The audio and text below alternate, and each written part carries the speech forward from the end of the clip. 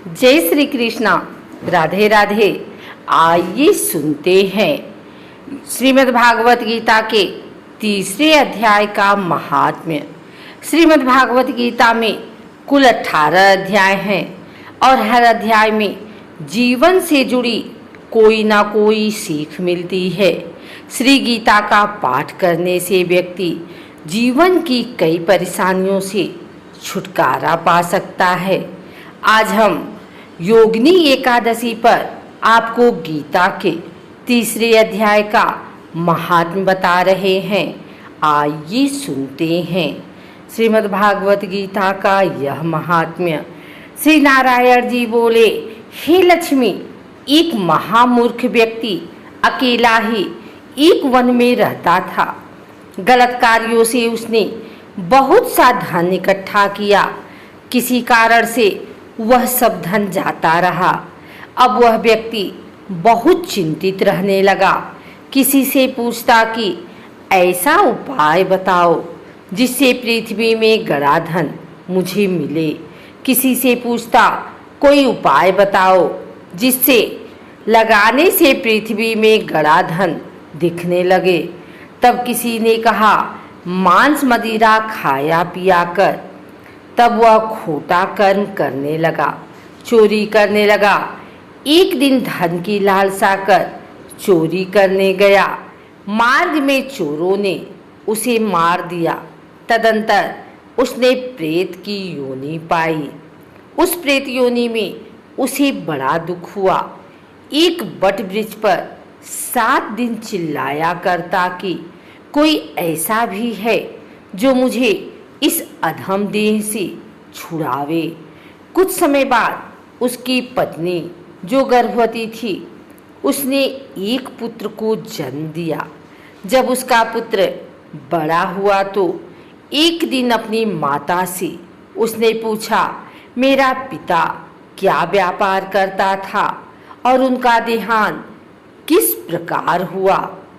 तब उसकी माता ने बताया कि हे बेटा, तेरे पिता के पास बहुत धन था, वह सब यूं ही जाता रहा। वह धन के चले जाने से बहुत चिंतित रहने लगा। एक दिन धन की लालसा से चोरी करने गए, लेकिन मार्ग में चोरों ने उन्हें मार डाला। तब बेटे ने कहा, हे माता, उनकी गति कराई थी। माता ने कहा, नहीं कराई। बेटे ने पूछा, हे माता, उनकी गति करानी चाहिए। माँ ने कहा, अच्छी बात है। तब वह पंडितों से पूछने गया और जाकर प्रार्थना की, हे स्वामी, मेरा पिता एक दिशा में जाकर मृत्यु को प्राप्त हुआ, अतः उनका उद्धार किस तरह हो सकता है। पंडितों ने कहा, तू गया जी जाकर उसकी गति कर, तब पितरों का उद्धार होगा। यह सुन वह अपनी माता की आज्ञा लेकर गया जी को गमन किया। प्रयागराज का दर्शन स्नान करके आगे को चला। रास्ते में एक वृक्ष के नीचे बैठ गया। वहाँ उसको बड़ा भय प्राप्त हुआ। यह वही वृक्ष था जहाँ उसका पिता प्रेत योनि प्राप्त हुआ था। उसी जगह चोरों ने उसको मारा था। तब उस बालक ने अपने गुरु मंत्र पढ़ा। उसका एक और नियम था, वह एक अध्याय श्री गीता जी का पाठ नित्य किया करता था।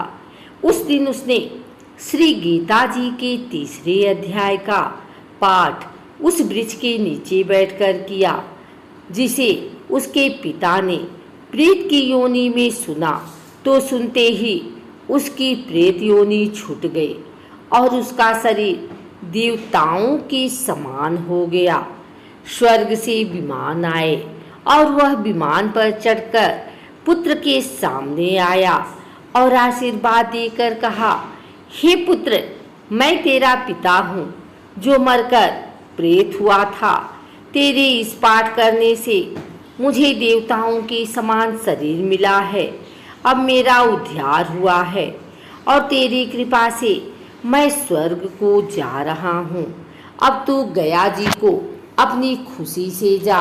इतना सुनकर पुत्र ने कहा, हे पिताजी, कुछ और आज्ञा करो जो मैं आपकी सेवा करूं।